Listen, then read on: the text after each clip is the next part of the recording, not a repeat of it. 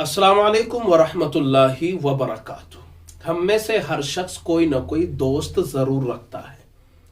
किसी के दोस्त अच्छे होते हैं, किसी के दोस्त बुरे होते हैं। किसी के दोस्त ऐसे होते हैं कभी धोखा दे देते हैं, किसी के दोस्त ऐसे हैं कि हर वक्त उसके काम आते हैं। सवाल ये है कि हम में से जिसको भी कोई दोस्त बनाना है तो किस शख्स को दोस्त बनाना चाहिए, यानी कौन है वो शख्स जो दोस्ती के काबिल है, जिसको हम दोस्त बना सकते हो, जिसको हम कह सकते हो कि ये मेरा दोस्त है। आइए हदीस की रोशनी के अंदर हम इस बात को समझ लेते हैं। नबी अलैहिस्सलातु वस्सलाम ने जो इरशाद फरमाया है दोस्ती के बारे में, सहाबा ने पूछा था कि हम किसकी मजलिस में बैठे जाकर के, किससे ताल्लुक बनाए, किसको अपना दोस्त बनाए, किससे हमें मोहब्बत करना चाहिए। तो हदीस पाक के अंदर जो बातें आई हैं मैं वो बातें आपको बयान करने लगा हूं। पहली बात बयान फरमाई नबी अलैहिस्सलातु वस्सलाम ने कि मन ज़क्करकुमुल्लाह रुयतुहु, पहली ये निशानी है कि जिसको देख कर तुम्हें अल्लाह याद आ जाए, ऐसा बंदा होना चाहिए आपका दोस्त कि जिसको देखें आप तो अल्लाह की याद आ जाए। ऐसा अच्छा नेक दोस्त होना चाहिए क्योंकि जिसका मामला अल्लाह की जात के साथ में सही है, अल्लाह के साथ में जिसका मामला दुरुस्त है, यकीनन वो आपके साथ में भी मामला दुरुस्त रखेगा।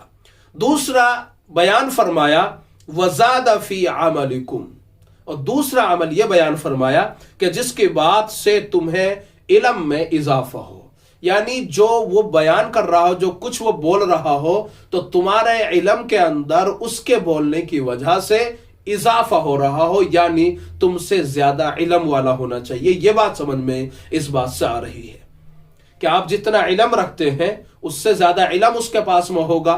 दूसरा ये है कि वो जब बोले तो अच्छा बोले, बुरा ना बोले। इसका मतलब ये है कि नेक आदमी होना चाहिए जो आपका दोस्त हो।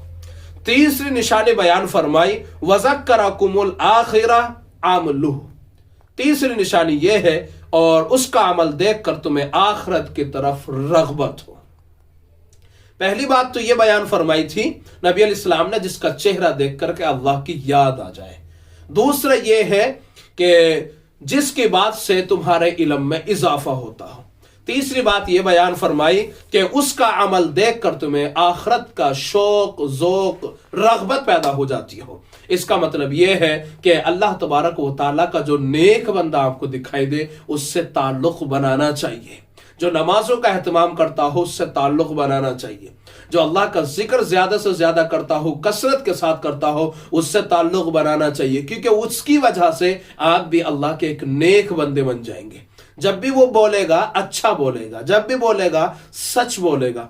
इसलिए नेक लोगों से ताल्लुकात बनाए, अल्लाह वालों से ताल्लुकात बनाए, अल्लाह के नेक बंदों से दोस्तियां लगाए, चूंकि अल्लाह ने भी अपने नेक बंदों से दोस्ती लगाने के सिलसिले में कुरान में बयान फरमाया अला इन्ना औलिया अल्लाह ला खौफुन अलैहिम वला हुम यहज़नून।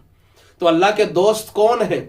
अल्लाह के दोस्त वो लोग हैं जो अल्लदीना आमनु वकानु यत्तकून। तो नेक लोगों से अल्लाह ताला ने ताल्लुक बनाने का हुक्म दिया कि हमें नेक लोगों से दोस्तियां करनी चाहिए। वो लोग जो अल्लाह के नाफरमान हैं उनसे तो बाकायदा हमें अलहदा रहने की अल्लाह से दुआ करनी चाहिए, और हम करते भी हैं। दुआ कुनूत में वही तो पढ़ते हैं वनश्कुरुका वला नकफुरुका वनखलाउ वनतरुकु मन यफजुरुक। हम यही तो अल्लाह ताला से दुआ करते हैं।